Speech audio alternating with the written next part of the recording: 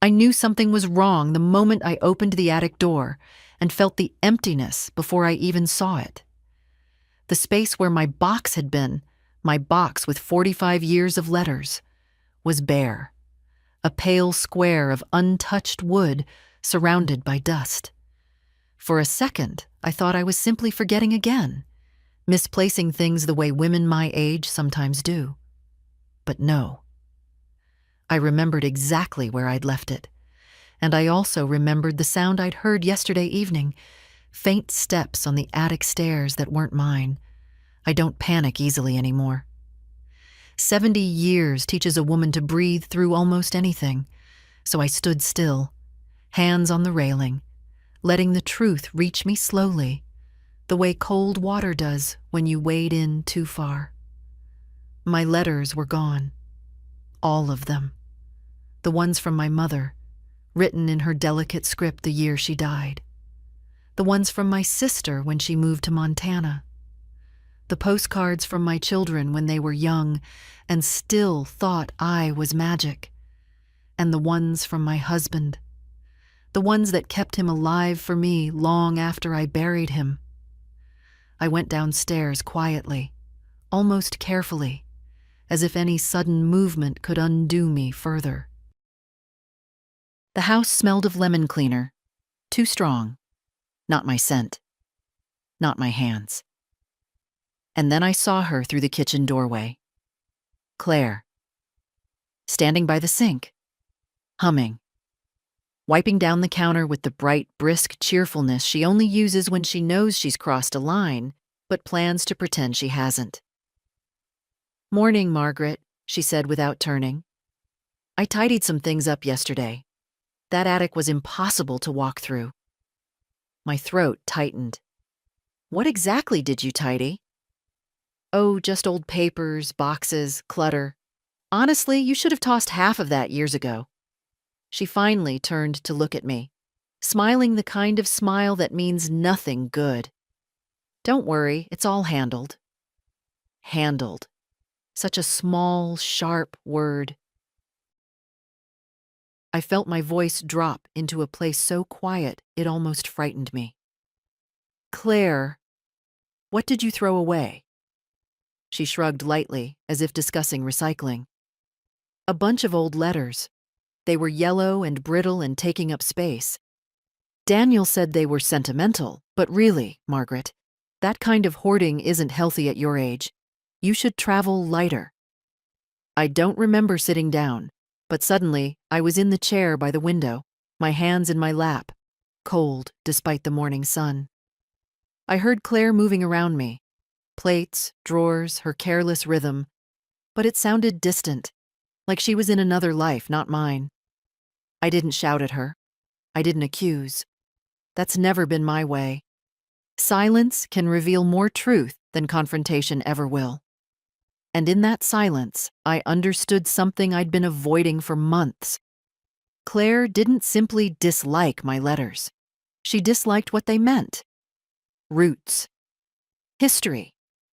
The kind of permanence that makes selling a house difficult. She knew about the box. She knew there was one letter inside I guarded more than the rest. She'd asked about it once. Too casually to be casual. And now, the box was gone. I stood again, slower this time, feeling older than I had yesterday.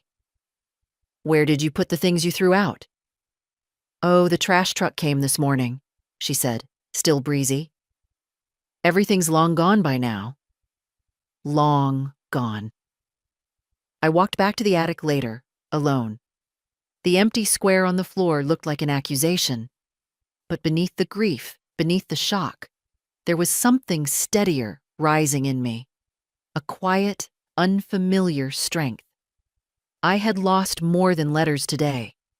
I had lost the one document my husband had entrusted to me. The one proof that this house, our home, was mine alone. And Claire had known exactly what she was doing. I closed the attic door with a soft click, my hand steady despite everything. Age may weaken the body, but sometimes it hardens the spine. Tomorrow, I would begin finding out just how much of my life they thought they could erase. I spent the rest of the morning moving through my own house like a guest who had arrived without warning. I touched the back of the living room chair, the frame of the hallway mirror, the edge of the kitchen counter, as if each object might steady me or tell me what to do next. Nothing did. Everything felt slightly altered, as though the house itself knew something had been taken from it. Daniel called around noon. He rarely calls at that hour. He's usually racing between meetings. So I answered quickly, hoping for something warm. A small reassurance. A piece of the sun I raised. "Mom," he said, breathless, distracted. "Claire told me you two talked this morning."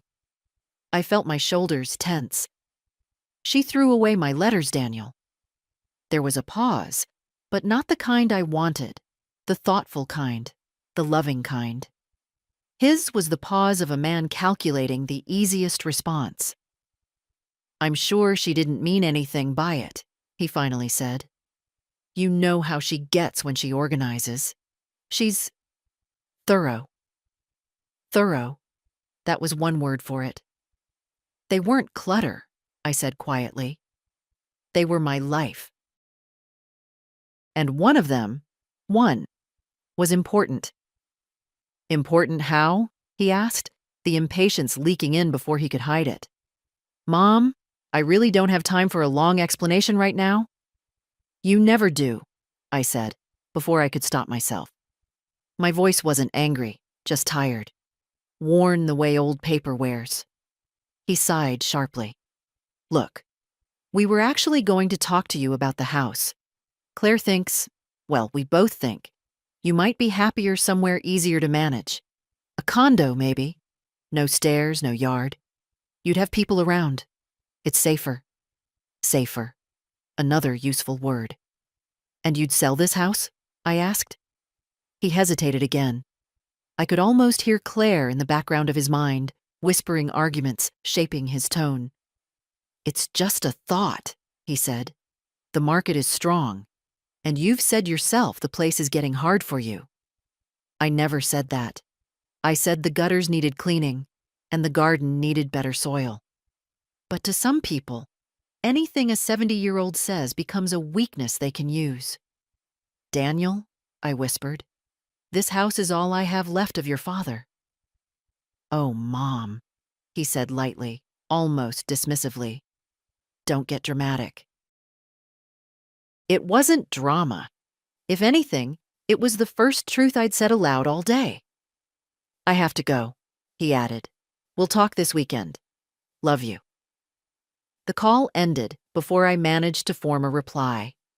I set the phone on the table and sat down slowly. My knees aren't what they were at 50, but it wasn't the joints that made me move like that. It was the heaviness that comes when understanding finally lands. The understanding that your child is no longer on your side, not truly. I spent the afternoon in the garden pulling dry branches off the hydrangeas. The cold air helped me think. The garden has always been the place where I sort myself out. Plants don't lie.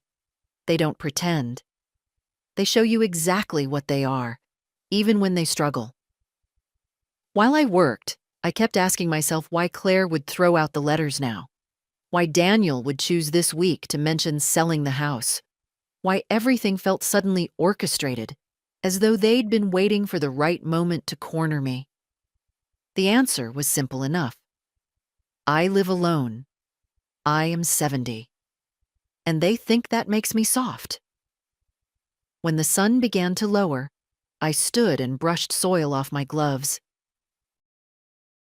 My back ached, just a little, the familiar kind of ache.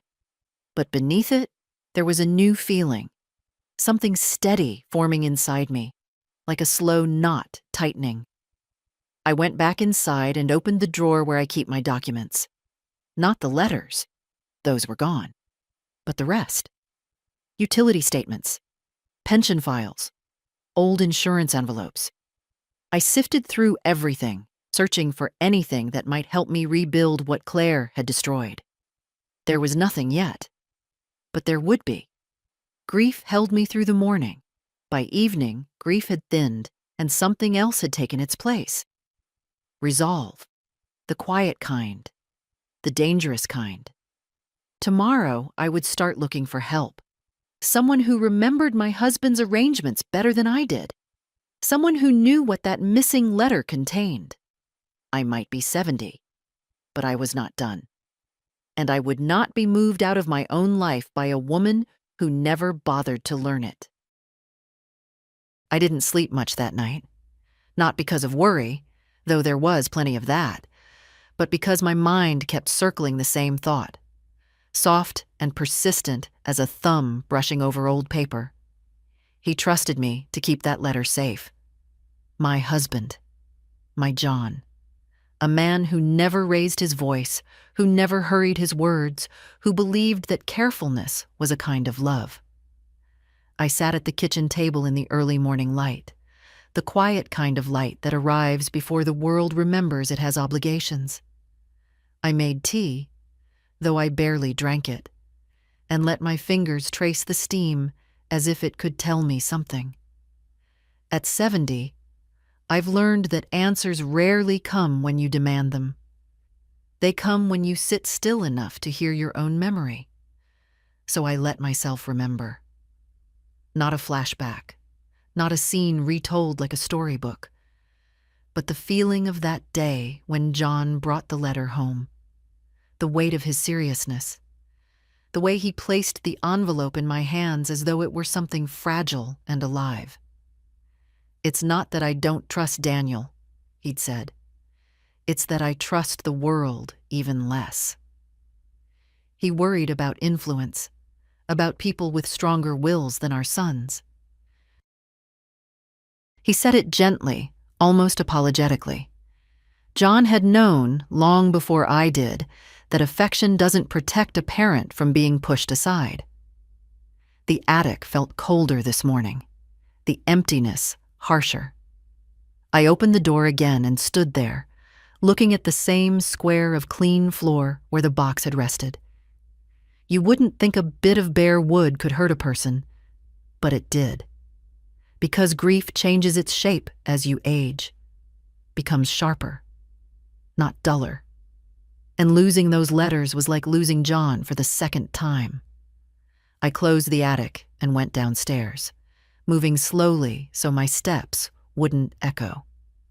The house didn't feel like mine, not fully. It felt monitored, assessed, measured. Like Claire was somewhere in the walls, judging what stayed and what didn't. Around 10, I drove into town.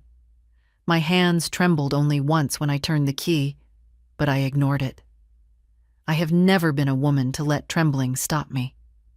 The road to Pinewood Avenue seemed shorter than usual, maybe because I knew exactly where I was going, and there's comfort in purpose when your life is slipping from under you. The bank was quiet, a few people in line, soft murmurs, the clicking of a printer. Ordinary sounds of an ordinary place. I waited until the young teller finished with another customer, and then stepped forward, careful, polite. "I'm looking for archival documents," I said. "Something from many years ago, connected to my late husband." Her smile was kind but firm, the way young people smile when they're about to disappoint you. "I'm sorry, ma'am, but archived legal documents can only be released to attorneys or by court request, unless you have the original paperwork." "I don't," I said. "It was thrown away." The teller's expression softened, but not enough to change the rules. Rules rarely bend for women my age. She offered me a brochure about financial services, which I didn't take. It wasn't her fault. She was doing her job. But her words echoed inside me the entire walk back to my car. Only attorneys. Only attorneys. John's attorney. If he was still alive, if he still remembered us, if his records still existed. I sat in the car with my hands on the steering wheel and felt the first stirring of something that had been dormant too long, determination. The kind that doesn't shout, doesn't rage. The kind that moves like water, carving its way through stone not by force, but by persistence. When I got home, the house was empty. Claire must have gone out. Good. I didn't want her watching me, sniffing around my movements. I went straight to my old address book, the one with soft pages and ink blots and names crossed out only when the people beneath them had died. And there it was. Faded, but legible. Mr. Harold Whitcomb, attorney. Written in John's careful script. I traced the name with my fingertip, feeling a strange mix of relief and sorrow. It had been more than a decade since John passed, more than a decade since I'd spoken to Harold. But if anyone could help me, it would be the man who drafted the letter in the first place.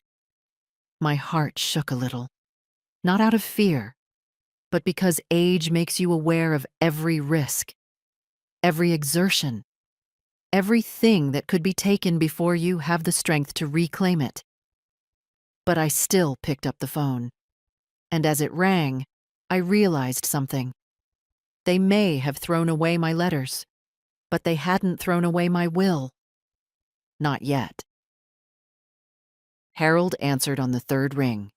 His voice was thinner than I remembered, softened by age, but still carrying that steady, thoughtful cadence that once made people feel protected just by entering his office.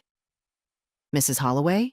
he said, after a pause long enough for recognition to form. "Well, my goodness, it's been years. Are you all right?" People only ask that question one of two ways. His was the gentle kind, the kind meant for someone who sounds as if life has pressed too hard on her chest. I closed my eyes briefly, letting the familiarity settle me. "I'm managing," I told him, "but I need your help." There was no confusion in his silence. He had always been quicker than most. "This is about John, I assume." "Yes," I whispered. "And the house." A faint rustle came through the line, papers shifting or perhaps his hand brushing against the receiver. "I remember some of it," he said. "But I'm an old man now, Margaret. My memories have frayed like the cuffs on my shirts. Still, come by. We'll see what can be recovered."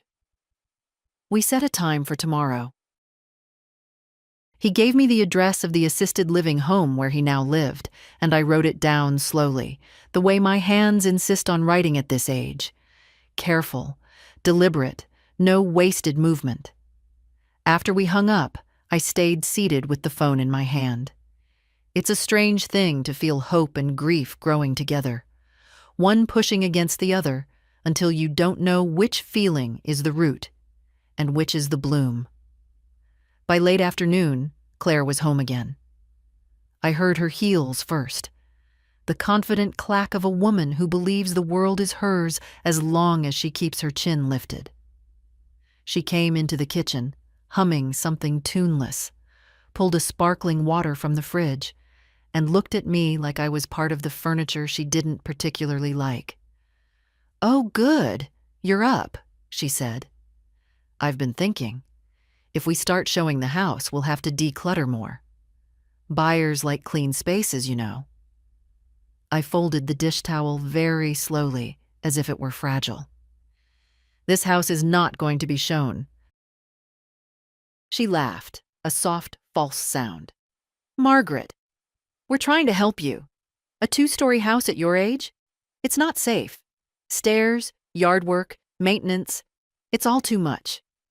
Her words floated around me like perfume made of something mildly toxic. "I've managed it," I said. "Yes, but for how much longer?" Claire stepped closer, lowering her voice as if imparting wisdom. "I don't want to say this, but you've been forgetful lately. Throwing away old papers was a blessing in disguise. You don't need things that confuse you."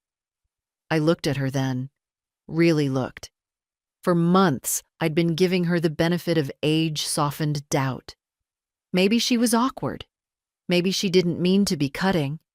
Maybe her coldness was simply the result of two women never finding the right rhythm with each other. But standing there, sunlight catching the hard edge of her mouth, I saw the truth with a clarity that startled me. She didn't want to help me. She wanted to manage me. And Daniel, my sweet boy who once brought me dandelions in a chipped cup, he was drifting in her wake without even noticing he'd lost the shore. I will not be leaving my home, I said quietly. And I will not be spoken to like a child. For a moment, Claire's expression flickered. Just a moment. Then the mask settled again, smooth and unbothered. Daniel and I will talk to you this weekend, she said, her tone clipped. Together, we'll sort this out. I nodded once, though not in agreement. More in acknowledgement of the storm she thought she was preparing to sail through. She didn't understand yet that the weather was no longer hers to read. After she left the room, I leaned on the counter, not because I was tired, but because the truth of everything pressed against me at once. The loss, the betrayal, the strange blooming of my own resolve, it all sat heavily in my chest. I looked toward the drawer where my documents lay scattered from last night's search. Things I'd kept neatly for years, suddenly precious in ways I hadn't foreseen. The letter was gone, yes, but the truth behind it was not. And tomorrow, I would walk into a quiet living facility where a nearly forgotten man still carried a piece of my past, a piece of John, a piece of my defense. At 70, a woman may lose her agility, her stamina, even her patience. But she does not lose her right to fight for her own life. The next morning, I woke earlier than usual. My joints weren't stiff yet, and for a moment I pretended that meant the day would be gentle with me. But gentleness wasn't what I needed anymore. What I needed was clarity and proof, and someone who remembered my husband not as a footnote, but as a man who made careful choices. I dressed slowly. A soft gray sweater, comfortable trousers, the coat John once said made me look capable. Funny what stays with you. At 70, memories cling harder than fabric. The assisted living home sat at the edge of town, surrounded by tall fir trees that looked like guardians from another century. The lobby was warm, smelling faintly of cinnamon and disinfectant. A young receptionist led me down a quiet hallway, our steps muffled by thick carpeting. "Mr. Whitcomb is expecting you," she whispered, as if anything louder might disturb the air. Harold sat near a window, a blanket over his knees, his white hair thinner now, but still brushed neatly. When he saw me, his face stirred with recognition, not immediate, but warm, like a photograph slowly coming into focus. "Margaret," he said, "you haven't changed." We both knew that wasn't true, but kindness is also a kind of truth. I sat across from him, folding my hands to keep them steady. He noticed. He had always noticed more than people said aloud. "You sound troubled," he said. "Tell me what's happened." So I did. Not every detail, not every bruise to the heart, just enough for him to understand the gravity. When I told him the letters were gone, something in his expression tightened. "Ah," he murmured. "John feared something like this. Not specifically, but generally. Influence can be a quiet thing, Margaret, like water finding cracks." I swallowed hard. "Do you still have any of his records?" He leaned back slightly, his fingers tapping on the arm of his chair. I remembered that gesture from decades ago, his thinking gesture. The room felt still around us, like we were the only two people left carrying a piece of John's voice. "I believe," he said slowly, "that I kept a duplicate of the letter you're referring to. I wasn't obligated to, but John asked me to hold on to one. Just in case," he said. My throat tightened. "Can it be retrieved?" "It can," he said. but it may take time. The firm moved buildings after I retired, and some of the old client files were boxed away. I'll need someone to search through the archives. Hope is a fragile thing at 70. Too many decades teach you how easily it can shatter. But I felt something rise in me anyway, soft and trembling. The sense that I wasn't entirely alone in this. "Thank you," I whispered. He waved a frail hand. "Don't thank me yet.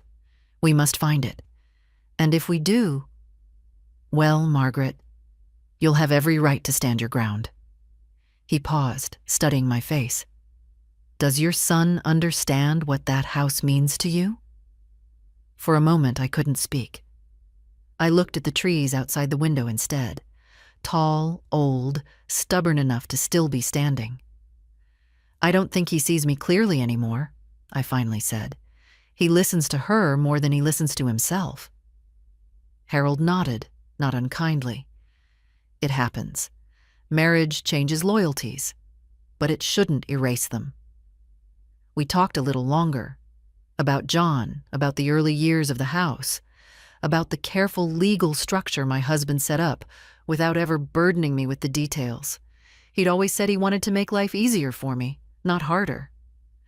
When I rose to leave, Harold reached for my hand. His skin was thin and cool, but his grip still had purpose.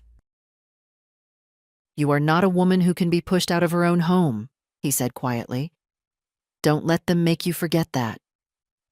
I walked back to my car with his words echoing through me. Outside, the air was crisp, the kind that wakes your lungs whether you want it to or not. I felt taller than I had yesterday. Not younger, never that, but steadier. When I returned home, Claire was in the living room, talking on the phone. She lowered her voice as soon as she saw me, as if I were a child wandering into an adult's conversation. "We'll discuss it this weekend," she said. "She's being difficult, that's all."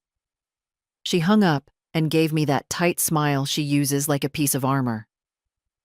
"Everything all right with your little errand?" "My errand," I said softly, "concerns this house." She blinked. Just once, a tiny fracture in her confident facade. But I saw it. And for the first time, I didn't feel afraid of her. I didn't feel smaller. I didn't feel like a burden in my own home. I felt like someone who had just begun to reclaim something that had been stolen. Tomorrow, I thought, would be another step. And I was no longer walking quietly for their sake. The next day felt heavier than the last, though the sky was clear and bright in that early spring way that makes everything look slightly sharper than it should. I moved through the house slowly, not out of frailty, but thoughtfulness. At 70, you learn the value of measured steps, physical and otherwise. I expected a call from Harold's old firm, but none came. I told myself archives take time, and time is something I've learned to wait inside of, even when it hurts. Still, each hour felt stretched thin, like an old bedsheet that's been washed too many times. By mid-afternoon, I gathered the courage to search the attic again. Not for the letters. I wasn't delusional. But sometimes, when something is taken from you, your hands need proof of the emptiness before your heart can accept it. The stairs creaked under me as I climbed. Claire always complained about that. Said the noise was a sign the house was too old. I used to laugh it off. Today, I didn't laugh. The attic greeted me with silence, as if even the dust knew to tread softly. I stood where the box had sat, touching the outline its absence had left behind.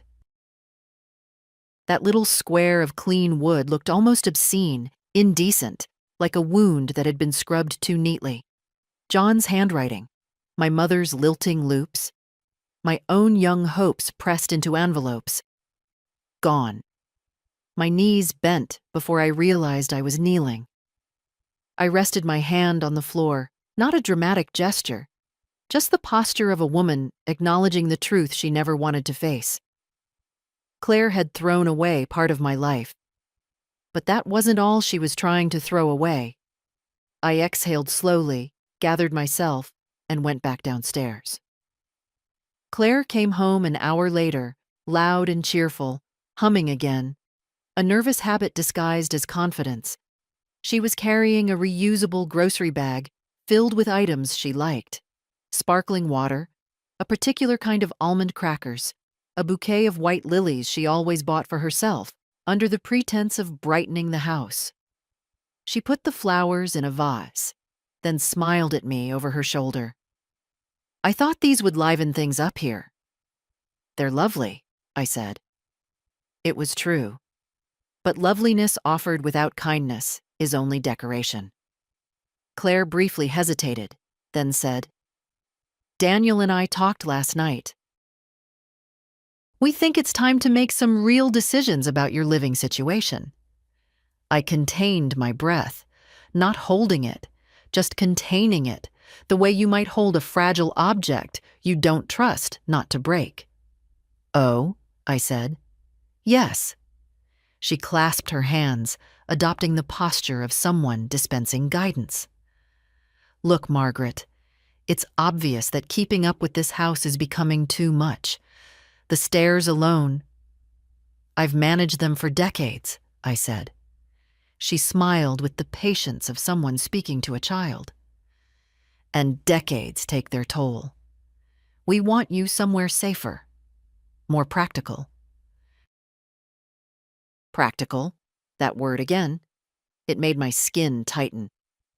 "And selling the house would help with that," she added, her tone overly casual, as if slipping in a preference she thought I might not notice. "There is no need to sell the house," I said.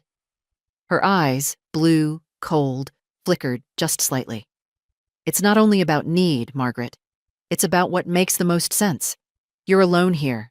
This place is far too big." "It wasn't too big when Daniel grew up in it," I said. "Well," she replied brightly, "people change." I looked at her for a long time, the kind of look a woman gives when she finally stops pretending she doesn't see the thing that's been right in front of her. "You're planning something," I said quietly, "and you thought getting rid of my letters would make it easier." She froze. For just a second, but it was enough. Her face went smooth again, but the truth had already leaked out around the edges. "That's absurd," she scoffed. "They were junk." "No," I said softly.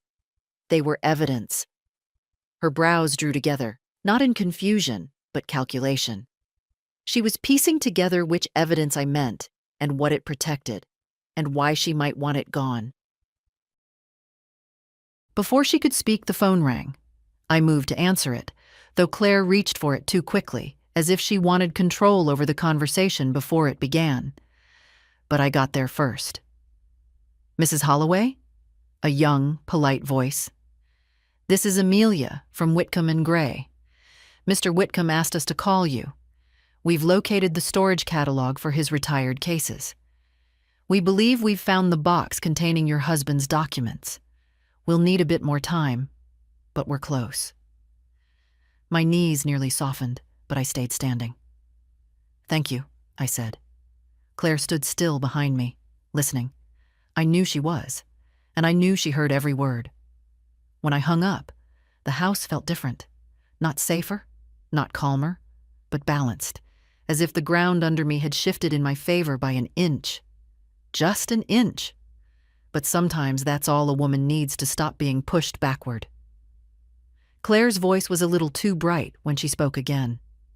"So, you're digging into old paperwork now?" "I'm retrieving what's mine," I said. And for the first time, I watched her step back. Not physically, but in the way a person does when they realize the wall they were trying to corner you into has suddenly vanished.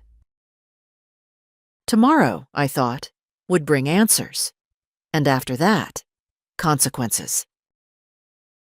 I woke to the muted sound of voices downstairs. Claire's sharp whisper and Daniel's tired murmur blending into the kind of conversation people have when they don't want the person in the house to hear them. It's strange, isn't it? how the walls of a home grow thinner as you age, as if the house itself has decided you've earned the right to know what's being plotted against you. I lay still for a minute, listening. "She's being unreasonable, Daniel," Claire hissed. "She's stressed," he replied, but without conviction. "We'll talk to her. We have to talk to her. The realtor wants to schedule the walkthrough. We can't keep stalling." I closed my eyes, not in surrender, but in recognition. They weren't discussing possibilities anymore. They were discussing plans. I rose slowly, letting my joints negotiate their usual morning debate. At 70, you don't spring from bed. You negotiate your way out of it. But my steps were steady as I went downstairs. They both fell silent when I entered the kitchen. Claire recovered first. "Morning, Margaret. We were just talking about the house." Daniel shot her a warning glance, but it was too late. "The realtor wants to come by next week," she continued, "if that works for you." I poured myself tea before answering. The sound of the kettle, the click of the cup on the saucer, small, steady domestic noises, calmed me more than their words disturbed me. "No," I said. Daniel blinked. "No. The timing doesn't work? We can reschedule." "No," I repeated.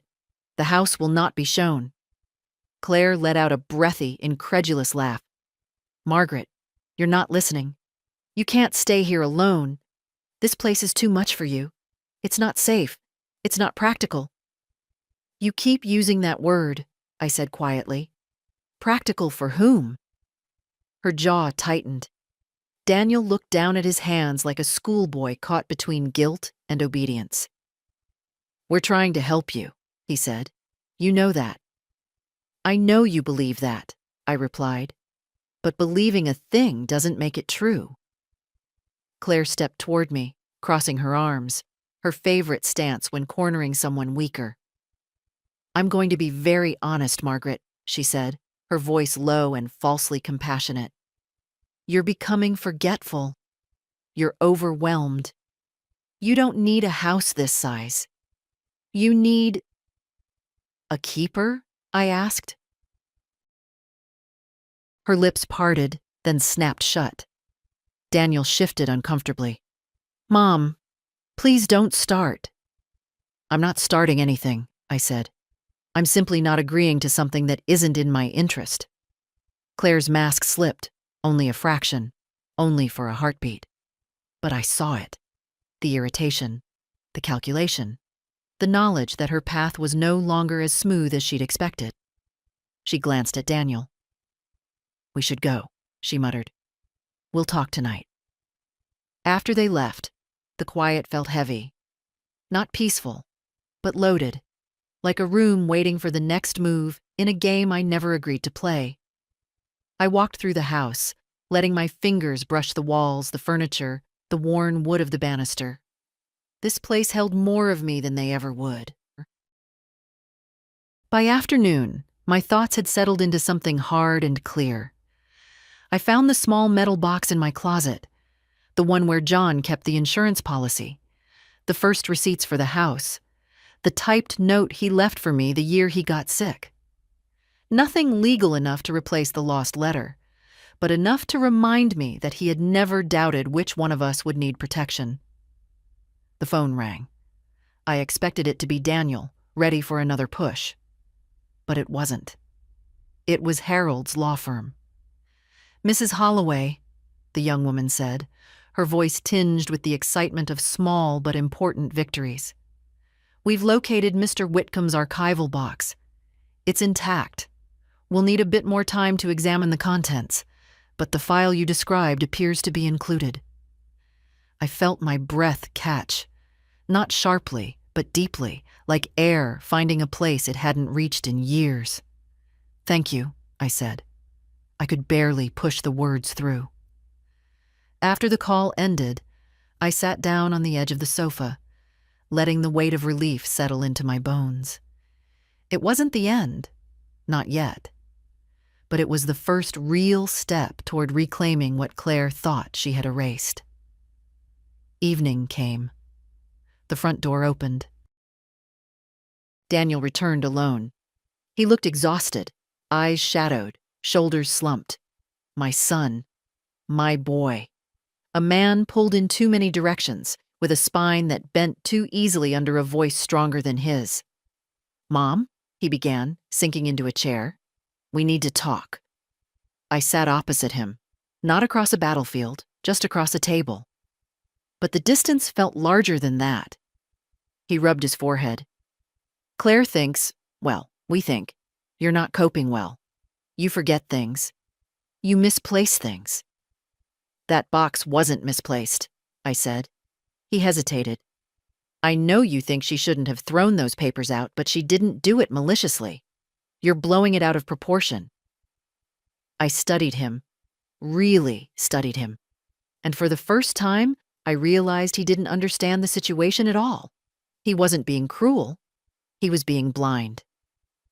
"Daniel," I said gently, "you've forgotten who I am." He blinked. "What does that mean?" "It means," I said, "that I am not a woman you can shepherd into a corner. I am not fragile, and I am not leaving my home." He stared at me as though seeing a new person entirely, someone he hadn't accounted for. The conversation ended quietly. He stood, hugged me stiffly, and left. After the door shut, I whispered to myself, to the empty house, to the memory of the man who once stood beside me, "I am still here." And tomorrow they would begin to understand what that meant. Lily arrived just after lunch, her knock soft, almost apologetic, as if she sensed the heaviness in the air before stepping inside. She's 21, studying sociology, always observing the world with that quiet, earnest curiosity I recognize from my own youth, back when I believed understanding people meant you could protect yourself from them. I know better now, but I still admire the way she tries. "Grandma?" she called. "It's just me." "Come in, sweetheart," I said, relieved to hear a voice that didn't bristle with plans for my future. She stepped into the kitchen, cheeks pink from the cold, a strand of dark hair escaping her braid. Her eyes scanned my face the way only someone who loves you can, gently, but truthfully. "You look tired," she said. "I've had a busy week." I tried to smile. "Sit. I'll make tea." She didn't argue, just shrugged off her coat and settled at the table. Some people fill a room with noise. Lily fills it with steadiness. I set the kettle on the stove, the familiar whistle eventually rising like a cue for both of us to breathe. When I sat across from her with 2 mugs, she didn't wait long. "Dad called me," she said. "He and Claire, they're talking about selling the house." I stirred my tea slowly. "Yes, they're talking. Do you want that?" "No," I said, and the firmness of my voice surprised even me. Lily looked down at her mug for a moment, then back at me. "Grandma, what's really going on?" It was the way she asked, not with suspicion, not with frustration, but with a tenderness that invited honesty. And suddenly, I felt the exhaustion of carrying the truth alone. "Claire threw away my letters," I said. She frowned. "Your old letters? The ones you kept in the attic?" I nodded. "But why would she—" Then she stopped, eyes widening. She understood faster than her father ever had. "Grandma, those were important to you." "They were more than that," I said softly. "One of them was a legal document your grandfather gave me. It proved the house was mine alone." Lily went very still. "She threw that away?" "She knows she did." For a moment, neither of us spoke. The hum of the refrigerator was the only sound in the kitchen, steady and indifferent. Finally, Lily's voice broke the silence, quiet but fierce. "They can't just push you out. You've lived here your whole life." I reached out and covered her hand. People do many things they know they shouldn't, especially when someone else whispers that it's practical. She swallowed hard. Did Dad know about the letter? No, I said. But he didn't ask either. Her lip trembled. Not for herself, but for me. What are you going to do? Harold Whitcomb might have a copy of the document, I said. His firm is searching the archives. Lily's shoulders lifted with hope. And if they find it, you'll be protected. Yes, I replied. But I'm also realizing something else. She leaned toward me, waiting. I'm realizing that I've spent too long trying not to be a burden, I said. And some people mistake care for weakness. Lily squeezed my hand. You're not weak. No, I said, but I've been quiet. Too quiet. Her eyes softened with pride, the kind a granddaughter has when she sees her grandmother stand a little taller than before. Whatever happens, Lily said, I'm on your side. It was such a simple sentence, but it felt like the first warm thing that had touched me in days. I exhaled slowly, letting that warmth settle in my chest. Thank you, I whispered. That might matter more than anything else. We sat together until the sun shifted across the kitchen floor, stretching shadows between us like threads connecting one generation to the next. And for the first time since the attic door revealed its emptiness, I felt something close to steady ground beneath me. Not safety, not victory, but support. Support is its own kind of strength. Lily returned the next morning with her hair still damp from a rushed shower, a notebook tucked under her arm, and that determined look she gets when she's made up her mind to fix something, whether the world wants fixing or not. She kissed my cheek, warm and hurried, then walked straight toward the hallway closet. Where are you going? I asked. To start looking, she said. For anything your grandfather might have kept. Receipts, notes, insurance files. People don't leave their lives in only one place. I followed her, slower but steadier. The closet was cramped, filled with winter coats, an old vacuum, a box of tangled Christmas lights. Nothing seemed promising, but Lily wasn't deterred. She knelt on the floor and began pulling out items one by one, building little islands of memory around her. Stacked papers here, envelopes there, a shoebox filled with picture frames wrapped in towels. I used to play hide and seek in here, she said, half smiling. You'd pretend you didn't see me even when my shoes were sticking out. You were easy to pretend for, I said. You always giggled. She laughed, the sound of it softening the edges of the morning. We worked together, her hands quick and youthful, mine slower, but exact. I've never been careless with my things. The irony is that Claire used that very trait against me. To someone like her, order is an invitation, an easy place to strike. We found a binder with old utility bills, neatly arranged, then a folder with insurance summaries from 30 years ago. Lily spread them on the carpet like oversized playing cards. None of this is what we need, she murmured, frowning. No, I said, but it reminds me that John kept records everywhere. He didn't trust memory alone. He trusted you, she said quietly. I closed my eyes for a moment.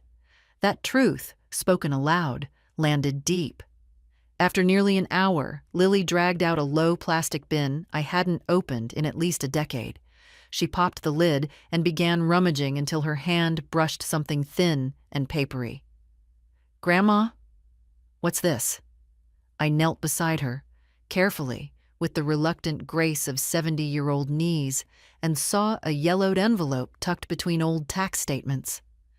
Not the letter. I felt that immediately. But something familiar in the weight of it. I opened it gently, the way you open something you're afraid has become too fragile to survive your touch.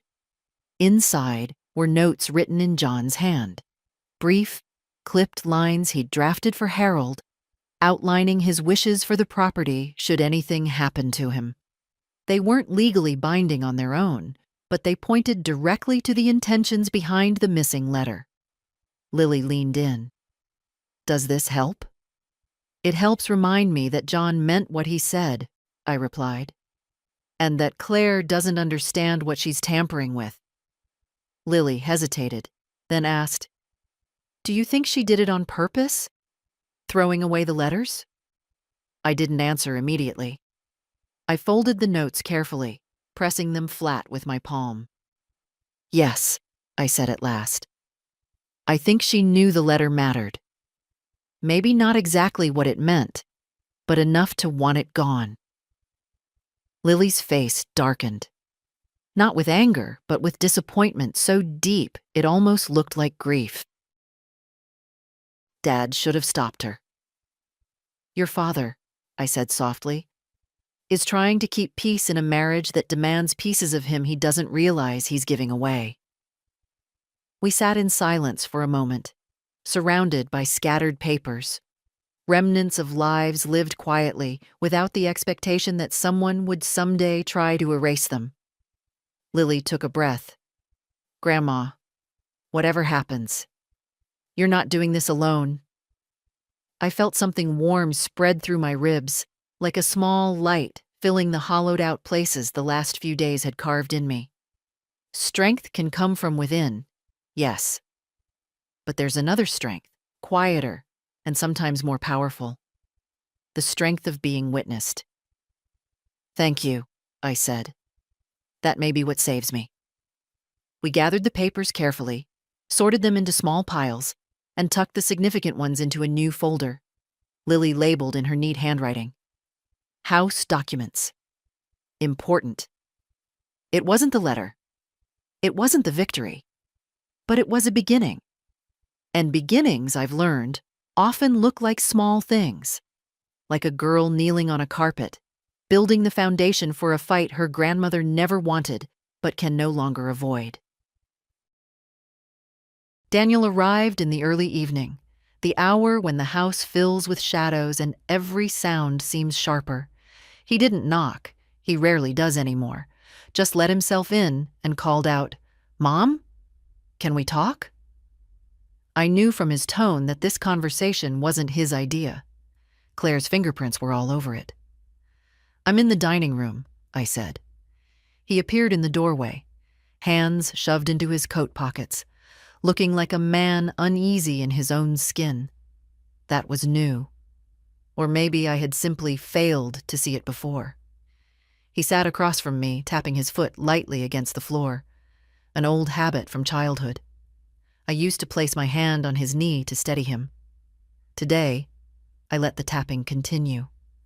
"Mom," he began, "Claire and I are worried about you." I folded my hands. "Is that so?" "Yes," he said quickly, relieved to skip to the part he'd rehearsed. "You've been distant and forgetful. And honestly, this house is overwhelming. It's time to start making decisions that are good for your future." "My future?" I repeated softly.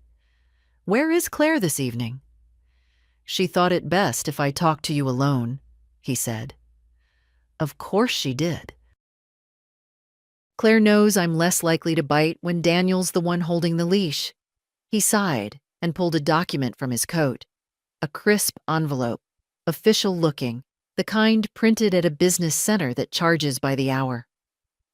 "I brought something," he said. "It's nothing drastic, just a power of attorney form, temporary. It would let us help you with the financial decisions and the sale."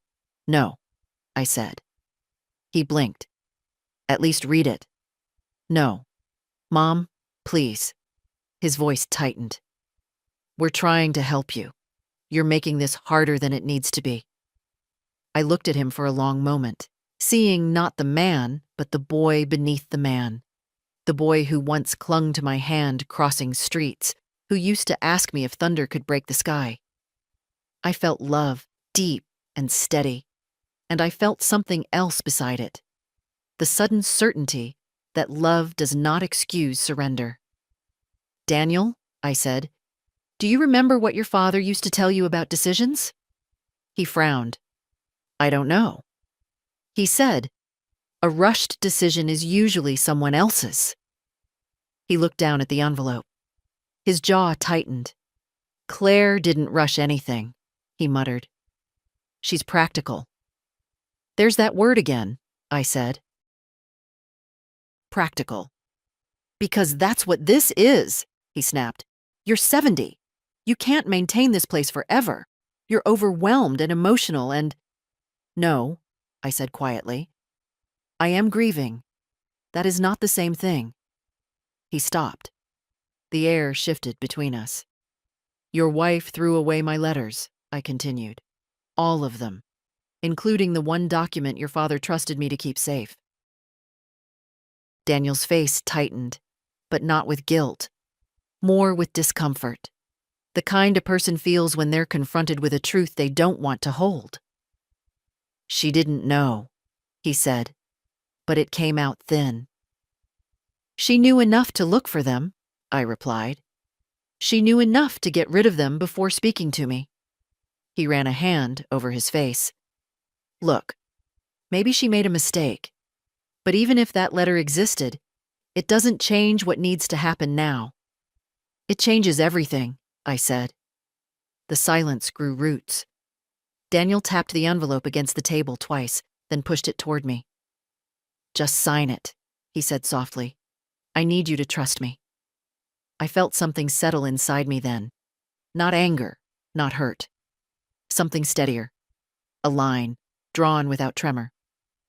"I do trust you," I said. "But I do not trust the choices you make when you're afraid of disappointing your wife." He flinched. "Daniel," I continued, "you are my son. I love you. But I'm not giving you permission to decide the shape of the rest of my life." His shoulders slumped. For a moment, he looked lost. "Mom, what if you can't handle things later? What am I supposed to do then?" "You'll help me," I said gently. "Not control me." He looked down at the form again, and for the first time, he didn't try to push it closer. After a long minute, he folded it back into the envelope and stood. "I should go," he murmured. "There's something you should know," I said. "Mr. Whitcomb's firm found the archival box. They believe your father's document is inside." Daniel froze. I watched the realization spread across his face. Slow, cold, unavoidable. "Claire isn't going to like that," he said quietly. "No," I replied. "She isn't." He nodded once, a defeated little motion, then left without another word. The door closed. I exhaled. A woman can be quiet for 70 years, but when she decides to take back her voice, the whole house hears it. The call came just after breakfast, while the light was still soft enough to make the kitchen look gentler than it felt. I wasn't expecting it. Not today. Not this soon. When the phone rang, my first thought was that it would be Daniel again, worn down by the conversation we'd had, searching for a way back to the version of his mother who never pushed back. But it wasn't Daniel. "Mrs. Holloway?" The young woman's voice from the law firm. "Amelia." "Yes, I'm here," I said, though I felt suddenly as though the room had tilted slightly. "We found it," she said. Simple words, unadorned. But my breath caught anyway. "The document Mr. Whitcomb described, it's intact. A signed copy, dated and witnessed. It confirms sole property ownership to you." I sank into a chair without meaning to, my hand gripping the edge of the table. For a moment, 70 years collapsed into one single sharp truth. John had believed I would need this protection. And he'd been right. Amelia continued. "We're preparing a formal packet. It will be ready for pickup tomorrow, or we can send someone to deliver it." "I'll come," I whispered. "I want to come." After the call ended, I stayed seated for a long moment, letting the weight of relief settle slowly, cautiously, like a bird testing whether a branch can hold it. And when it held, I closed my eyes. John's voice rose in memory, not the sound of it, but the steadiness. Just in case, Margaret. He always planned for storms even when skies were clear. By afternoon, the house felt different. Not safer. No. Claire's shadow still skimmed the walls, but less like a battlefield I walked barefoot across. I made stew, not out of hunger but habit, something grounding to do with my hands while my mind moved elsewhere. That was when Claire walked in. She didn't bother pretending to be cheerful today.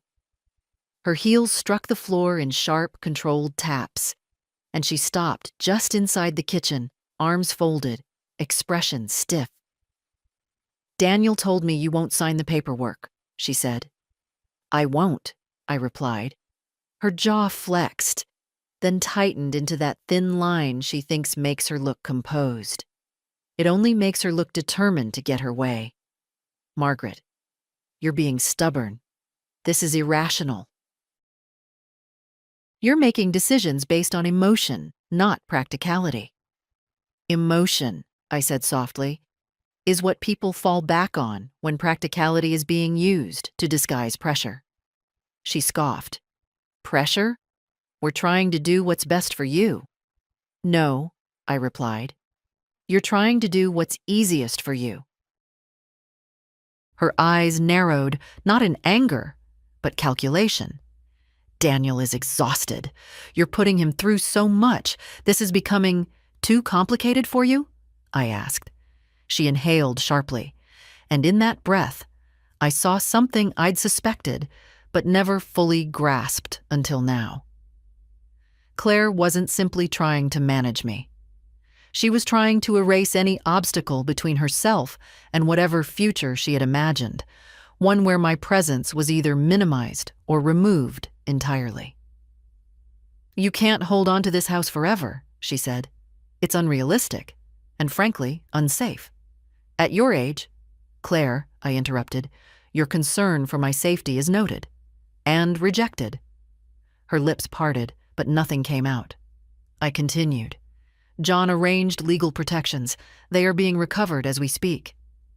The reaction was immediate, a tiny step backward, so slight most people wouldn't notice. But I did. The faintest widening of her eyes, the tension creeping into her shoulders. She had not expected this. She had expected a woman with no defense. "What kind of protections?" she asked, too casually. "The kind," I said, "that makes selling this house without my consent impossible." Her face hardened. "You're making a mistake." "No," I replied. "I'm correcting one." She turned sharply, walking out without another word. Her perfume lingered in the doorway, sharp, intrusive, like the wake of someone who wants the final word but can't find it. That evening, Daniel called again. His voice sounded quieter, worn thin at the edges. "Mom, Claire said you were threatening legal action." "I said no such thing," I answered. "I simply stated the truth." He sighed. "She's upset." "She's upset because her plans are changing," I said. "Not because she cares about me." He didn't argue.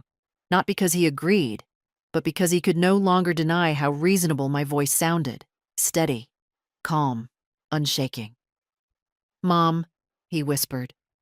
"What happens now?" "Now," I said gently. "We wait for the truth to come home." He didn't know what that meant, but he would. Tomorrow, I would walk into the law office and hold the document that proved what I'd known all along. I was not just the aging woman in the house. I was the owner of it, and no one, especially not the woman trying to tidy me out of her way, would take it from me. I didn't dress up for the meeting. At 70, you stop adorning yourself for validation and start dressing for steadiness. A dark cardigan, comfortable shoes, my hair combed back. I wanted to look like myself, nothing more, nothing less. The law office was small, tucked between a dentist and a real estate agency, with a brass bell on the door that chimed softly when I entered. A young man greeted me, then guided me to a private room where Amelia waited with a slim folder placed carefully in front of her, like something delicate. "Mrs. Holloway," she said, smiling warmly, "we found everything Mr. Whitcomb remembered." She slid the folder toward me. My hands didn't tremble, but they felt heavy, as if they understood the weight before they even touched the paper. Inside was the duplicate letter. John's handwriting, Harold's signature, a witness line, and clear, unambiguous language stating that the house, our house, belonged solely to me. For a moment, I didn't breathe. It wasn't victory I felt. It was recognition. A quiet acknowledgement from the past that I had not imagined the love and care John left behind, that I had not misplaced protection, that I had not failed him. Amelia explained the next steps: notarized copies, the process of reaffirming ownership with the county, instructions for what to do if anyone attempted to challenge it. Her voice was gentle, reassuring, but I hardly heard the details.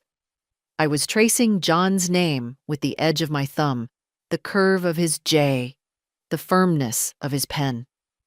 Proof of a promise he made when he still believed our son would always stand with me. When I finally left the office, the wind felt sharper, the sun brighter.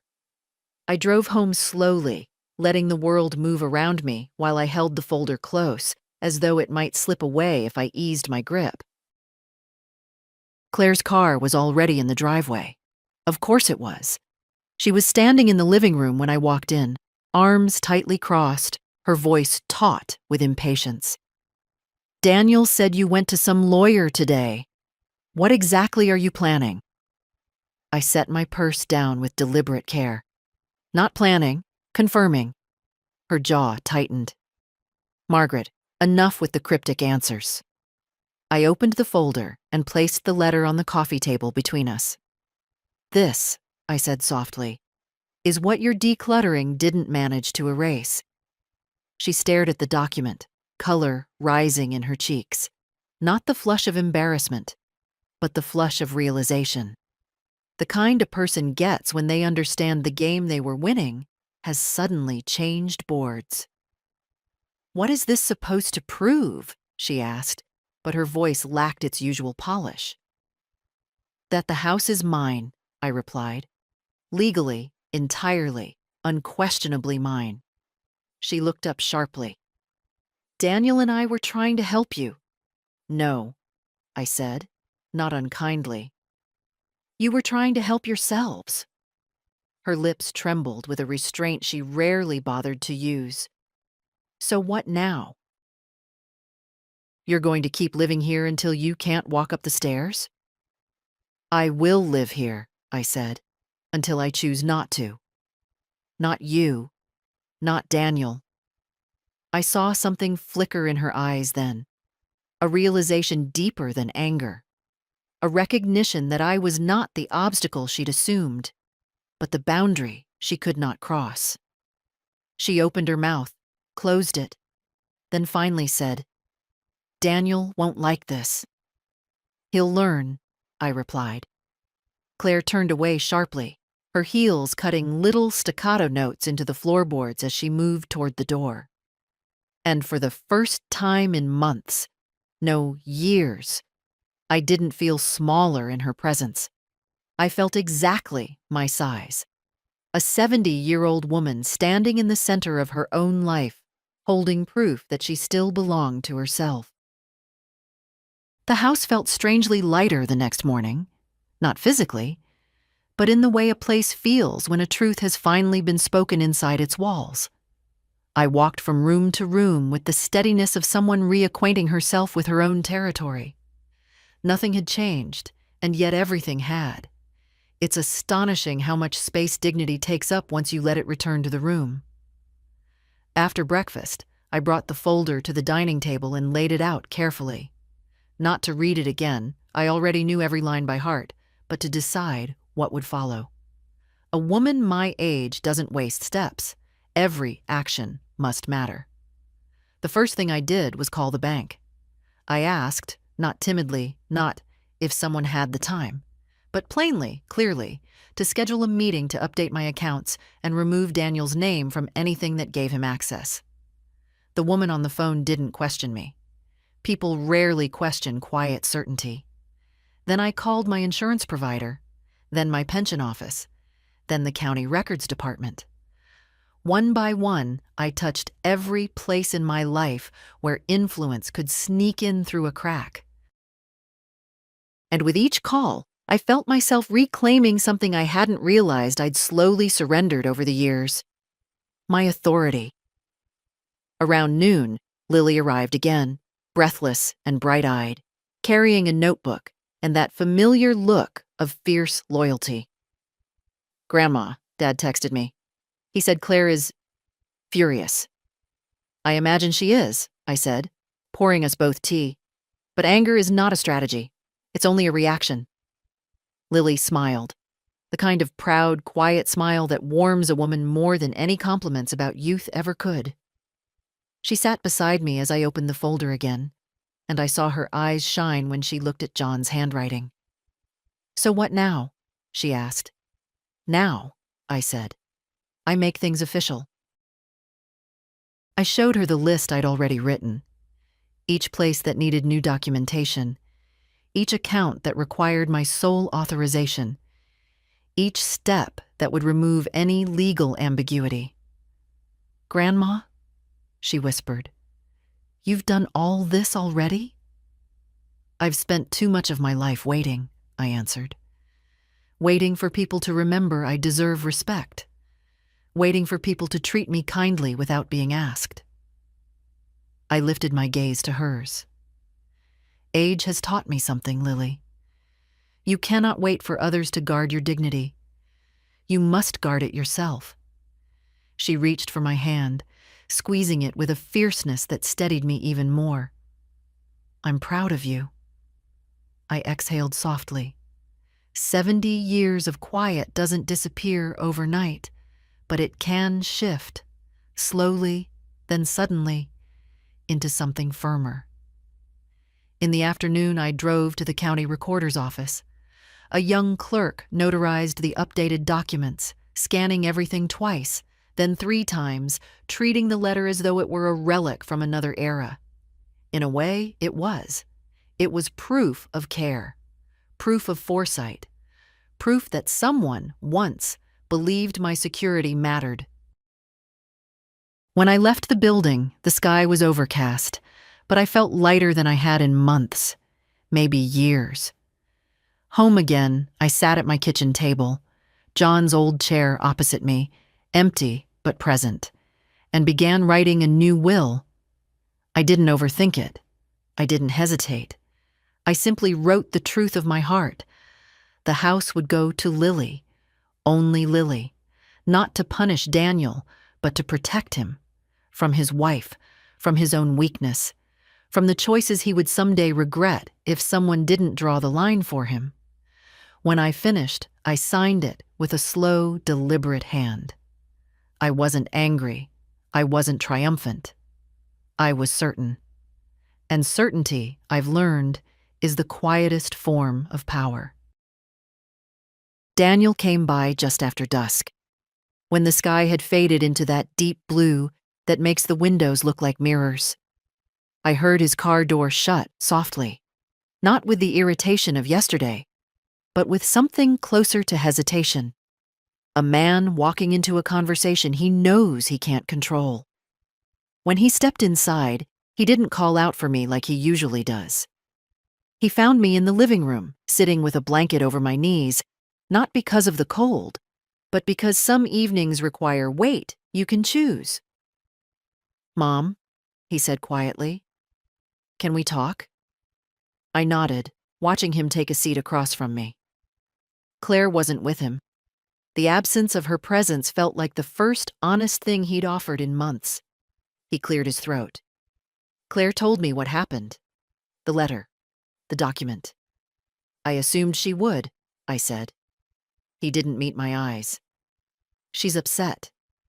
I studied him, the slope of his shoulders, the way his hands twisted together, the traces of the boy he once was flickering through the man trying to find his footing. Daniel, I said softly, being upset is not the same as being right. He flinched just a little. I know, I didn't realize how important that document was. Dad never told me. Your father trusted me to keep it safe, I said. He didn't think he needed to explain it to anyone else.